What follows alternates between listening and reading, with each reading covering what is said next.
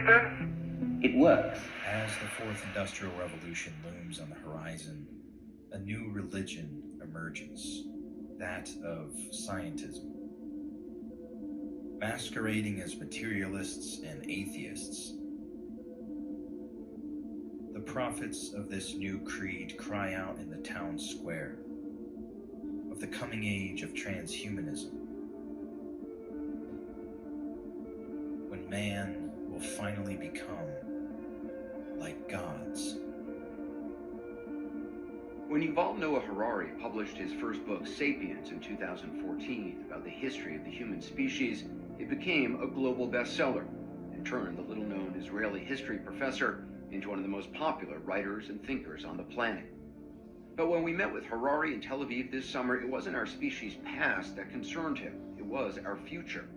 Life is about to break out of the limited organic realm and start spreading into the vastness of the inorganic realm. We are about to create the first inorganic life forms after 4 billion years of evolution. And in the process, our own species, Homo sapiens, is likely to disappear, not because we will destroy ourselves, but because we will change and upgrade ourselves into something very different. In the 21st century will be to try and gain control of the world inside us, to learn how to engineer and produce bodies and brains and minds. These are likely to be the main products of the 21st century economy.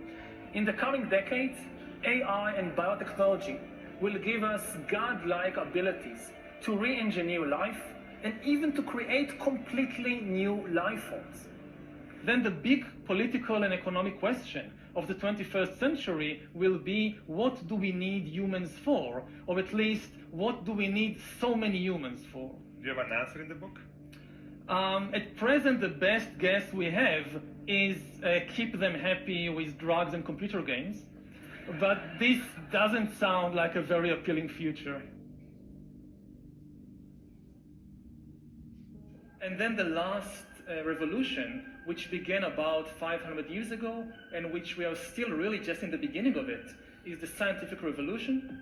Again, humankind gains immense new powers, such big powers that you can say they might really transform us, not only from just apes into the rulers of the planet, they might transform us into gods. We are in the midst of the fourth industrial revolution, which accelerates global change in much more comprehensive and faster ways than the previous three revolutions. The difference of this fourth industrial revolution is it doesn't change what you are doing, it changes you. If you take a genetic editing, just as an example. On va les implanter dans nos vêtements, c'est-à-dire wearables, comme on le dit. Et après, on pourrait s'imaginer qu'on les implante dans nos cerveaux ou dans notre peau. Et à la fin, peut-être il y a une communication directe entre notre cerveau et le monde digital. Ce que nous voyons, c'est une sorte de fusion du monde physique, digital et biologique. So we had these two big revolutions, the computer science revolution, or the infotech revolution, and the revolution in the biological sciences. And they are still separate, but they are about to merge. They are merging around, I would say, the biometric sensor. This is where authority in the 21st century will reside, and all the important decisions will not be made by the Pope or by God. They will not be made by democratic elections and by individual consumers. They will be made by the algorithms in the cloud. Biotechnology will, for the first time in history, translate economic inequality into biological inequality.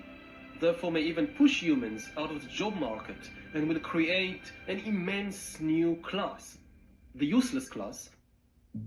We are at the beginning. When you look at it, at technology transformation, it usually takes place in the terms of an S-curve. And we are just now where we move into the exponential phase. And I agree. artificial intelligence, but not only artificial intelligence, but also the metaverse, new space technologies, and I could go on and on, synthetic biology. Our life in 10 years from now will be completely different, very much affected, and who masters those technologies in some way will be the master of the world.